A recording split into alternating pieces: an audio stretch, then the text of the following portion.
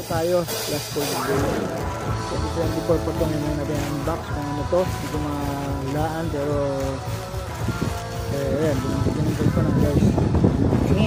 Yun! Ayan! Cable wire. Ayan o guys o. Ayan o. Ang streaming to. Ayan. PL. Pang mic o ano man o. Ang ko din yan. Haba o. Yan. So dudugtungan na lang.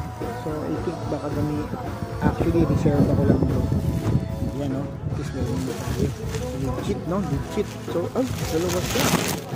Yung may isa pa. Yan. Dalawa siya guys. Yan. Okay naman. Solid naman. So yan. Kasi pag bumili ka ng mga wires na may mga PL na napakamahal na. Ito mura lang ito. Bili ko. Magkano siya. Usually nakalagay. Hindi yata nakalagay dahil Gcash. Sa Gcash yata ito. So yan siya guys. Pero guys mura lang talaga ito. Compare dun sa napaka-equal lang igagastos ka ng 200. Antik ka kaya mga 100 plus lang siguro. Hindi ko alam kung alam ng meters to pero mga mahaba oh. Yan, so magagamit ko siya sa PLP. So makita nyo naman mayroong binlag tungkol sa mga yung 2025 din kung wala itong mga pinurchase ko para magamit. So minsan nakakaligtaan kasi nagtaan ko kasi bumili ng mga detail yung mga maliit na detail.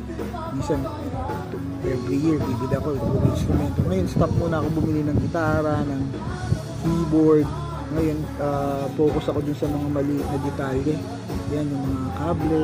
Guys, yung mga kable ko promise matagal na akong tumutugtog. Teenager pa lang ako. Yung mga kable na nabili ko buhay pa rin hanggang ngayon. Ganun po ako kaingat. Nagagamit ko pa hindi siya na-background. So, yung mga karamihan ng cable ko binigay lang yung iba eh. So pero guys kahit pa paano nagagamit ko ba. May wire lang ako talagang may mga sira na binigay sa akin. Nangihingi ako ng mga sirang wire. Kaya ayun, ayusin ko na lang. Binibigay nila sa akin. So i-repair ko lang. Ganun ang gagawin ko. Tapos bumili na lang ako ng mga ganito. In case na kailangan ko ng meron tayo ng paggagamit. Yan ang ganda guys oh. Online lang kayo bibili. Mura pa.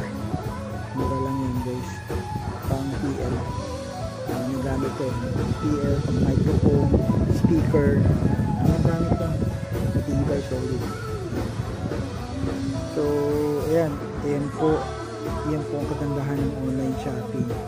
Marami kang choice, maraming sale, murang mura kaysa pumunta ka sa store. Pero okay din naman mag store kasi syempre nakakalakad ka medyo nga mahal sa store so advantage talaga yung online shopping. Sa online shopping, mura, bagsak presyo. I mean, siguro, hindi na sila nagtutubo kasi sila yung nagsusupply, sila yung mga supplier na yung nagbebenta rin ng tingin. Kaya ngayon ang kagandahan, diretso na yung sa kliyente, diretso na sa atin mga buyer, mga bibili. So dapat ganun eh, no? Sa Pilipinas, kahit yung mga farmers natin, dapat matuto sila online, no? Para yung mga mabenta ng mura yung bigas, yung ng middle something kaya alas nagmamahal eh. Hayaan mo ang tao ang pumunta sa kanila sa lugar nila, lalo kung mura naman yung benta eh. Kaya mag shipping na lang plus shipping lang doon sa mura yun, hindi naman makabenta sila. Anyway guys, ito yung ating katas ng 2024 na rocket.